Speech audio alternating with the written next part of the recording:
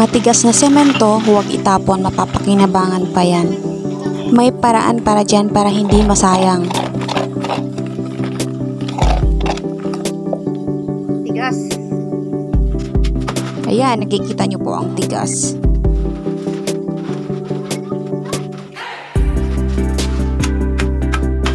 Konting palo-palo lang, hampas-hampas para madurog.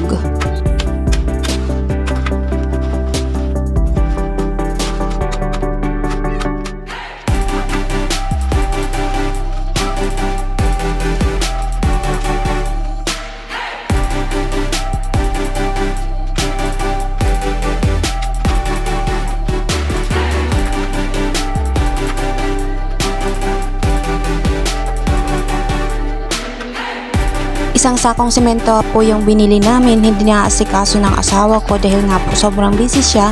Ayan, nanigas na lang. Ang ginawa ko po, inunti-unti kong isemento sa labas ng bahay namin para mapakinabangan. Bumili lang po ako ng 2 bag ng binistay na buhangin, 2 supot.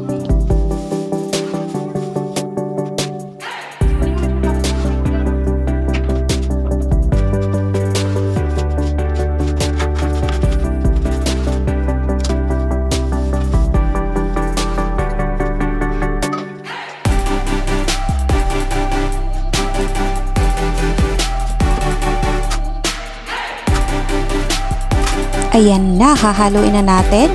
Ayan, sanay yan sa ganyang trabaho. Nagpagawa kasi kami ng bahay, wala kaming pang-upa sa tao, kaya kaming mag-asawa yung gumawa. Siya ang mason, ako ang labor. Yan ang tunay na mag-asawa nagtutulungan sa hirap at ginhawa.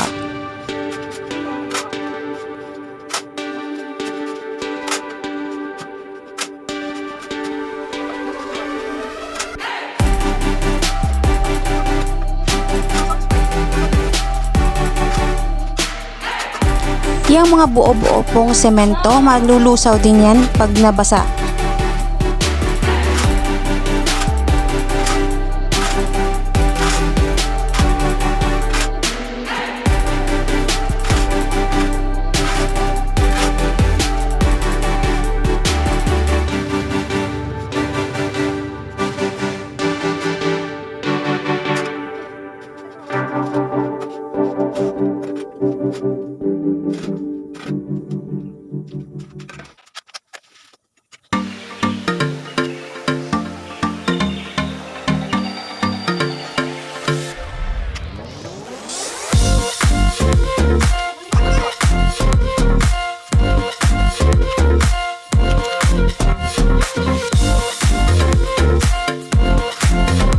Sorry nga po pala sa mga magagaling ng construction worker. Paraan ko lang po ito para hindi masayang yung semento. Na-train din yan ni Mr. Kaya ganyan, medyo marunong.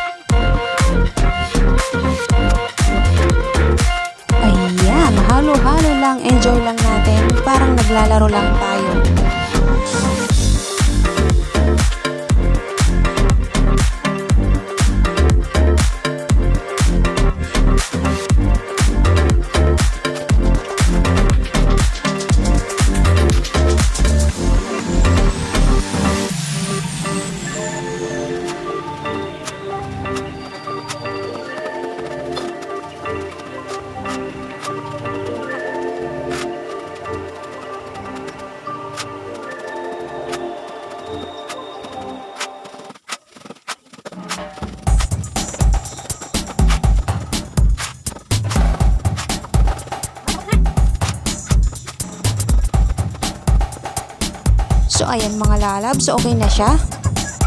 Magdadagdag lang ako ng 1 kilong bagong semento para matibay ang gawa natin. Kasi po pag singaw na semento ng ginamit natin, malambot na po yan, madaling madurog ang semento, kaya dinagdagan ko siya ng bagong semento.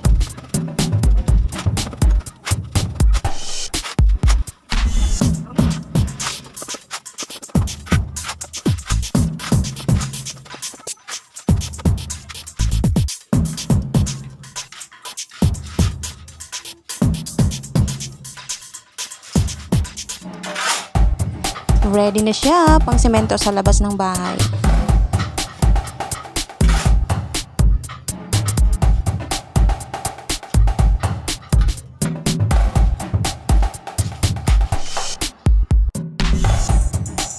Partida, wala pang gamit yan, kutsilyo lang.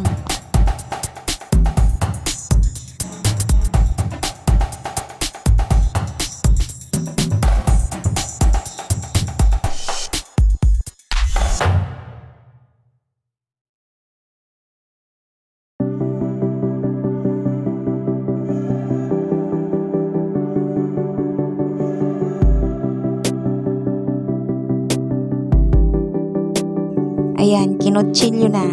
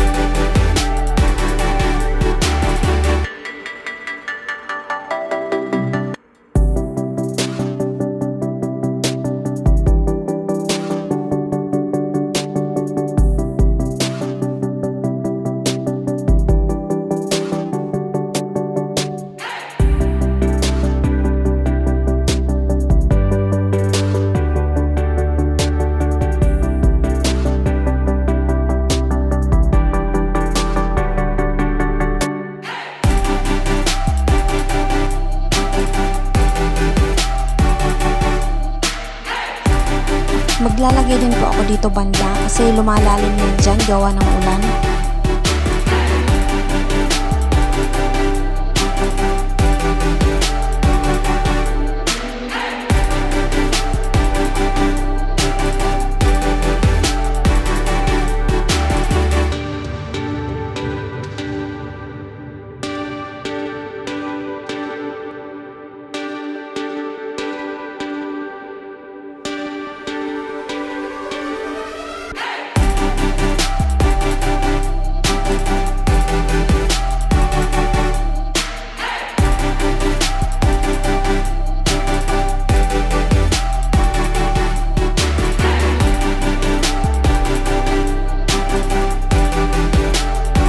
Partida, kinutsilyo na, kinakamay pa.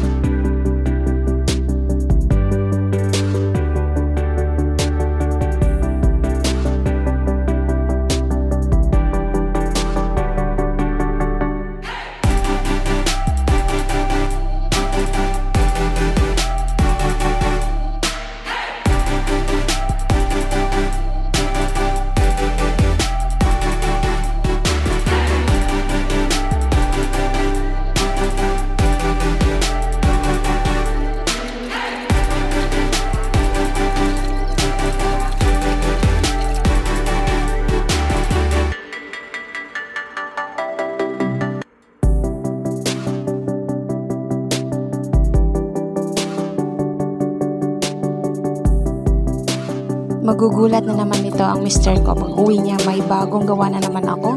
May sinemento na naman.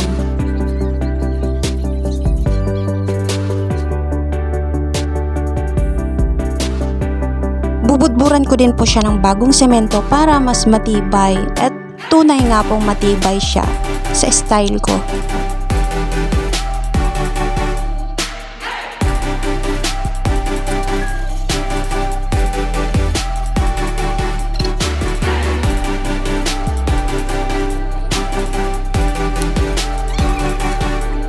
Ayan, lalagyan lang po namin ng harang para hindi maapakan ng mga dumaraan.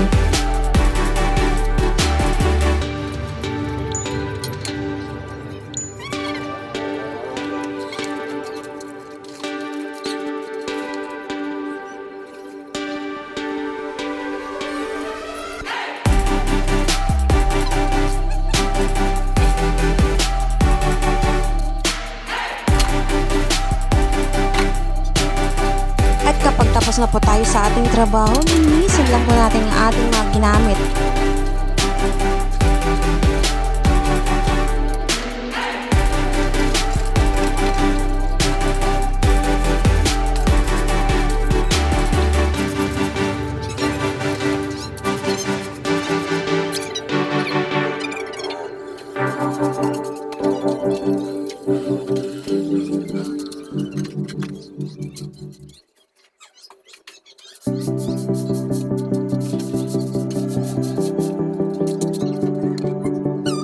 Linisin din pati ang area na pinagtrabahuan. Yung mga kalat na semento para hindi manigas. Tanggalin ang mga buhangin para malinis lahat.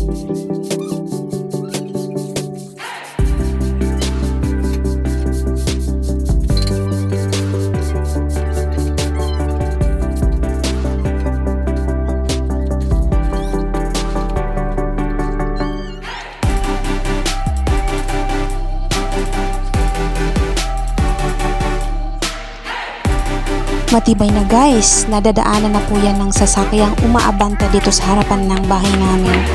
Hindi siya natitibag, matibay talaga. Thank you for watching. God bless everyone. Love you.